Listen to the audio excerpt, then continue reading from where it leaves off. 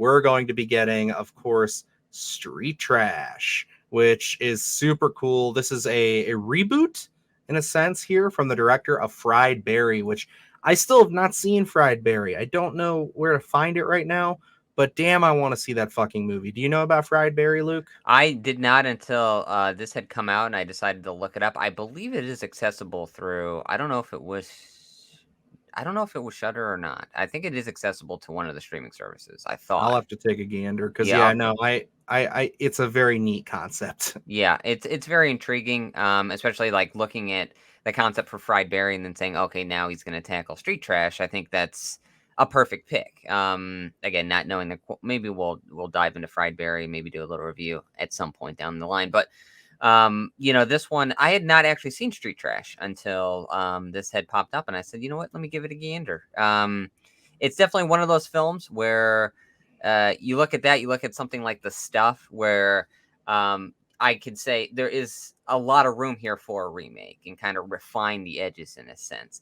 So I'm really intrigued that they're picking this one up.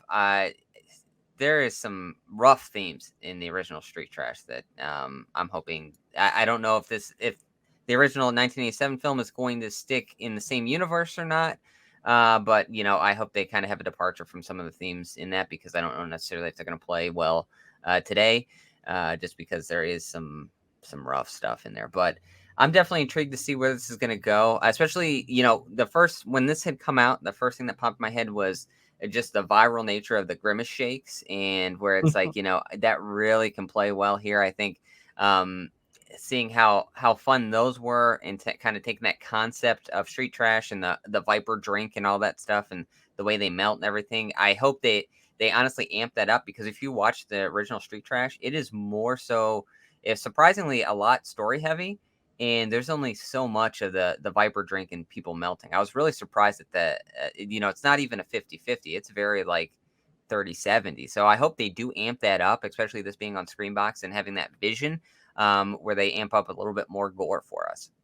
Yeah, no, I was intrigued by this. I know of Street Trash's reputation. Again, what really got me excited was the director of Fried Berry getting another project on here, because that is a film I do want to see, Mr. Ryan Kruger. And then, I saw that they did say that they were shooting this in 35 millimeter, which is pretty cool. Being shot on film is something we don't see very often. But yeah, the fact that SCREAMBOX, again, setting us up for another strong year, with this coming out in early 2024. I think that this is going to be pretty big. Our friend over on Beyond the Void podcast, Alex, was discussing this. He made a whole video talking about the news and everything. He's very much looking forward to this film. So I think that this is going to be for those hardcore 80s horror film fans who love that off the beaten path shit, like you're talking about with this, The Stuff, and any movie like that isn't like widely loved, like a Friday the 13th or something like that, but something that's like, if you go to like a boutique, like a Blu-ray place, and they got the fucking Street Trash like 4K scan, you pay your $40 for it, and it's got all these cards and all that other stuff that come with it. Like, that's the horror fan that I think this is geared towards. Absolutely. And, us just tackling elevator games with Rebecca McKendry being on Shudder, this Street Trash going to SCREAMBOX. I love that, these horror streaming platforms are really giving these younger filmmakers an avenue to kind of get their work out there. And this is very intriguing, because would Street Trash have been made if SCREAMBOX didn't exist? I don't know necessarily if it would have, because I don't know if there would have been an outlet for it. I love that Vinegar Syndrome is attached as well. Where it's like, I could easily see, whether it's Shudder, whether it's SCREAMBOX, getting these kind of B or C level horror films that really have just been dormant. And there's, David Gordon Green's not going to tackle this one.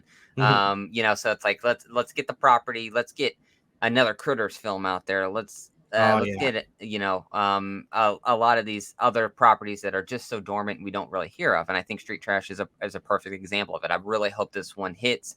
And, we can find a place for them, that they're not going to be these big budget releases, are not going to be in the theater. But, us horror fans that are really ingrained in the community will want to flip on and already subscribe to these streaming channels. And it's just like, hey, we can flip on the newest Critters or the newest Street Trash, or if we have a remake of the Stuff. I think it could all be accessible to us. Absolutely. Now, please, if one of you streaming services get the rights to Critters Killer Clowns, we have a pitch for you. We're going to write it. We're going to get it going. Let's bring that back to life from last year. Very fun story. We're filmmakers now, so We're come on, we doing can it. say that. We're doing it.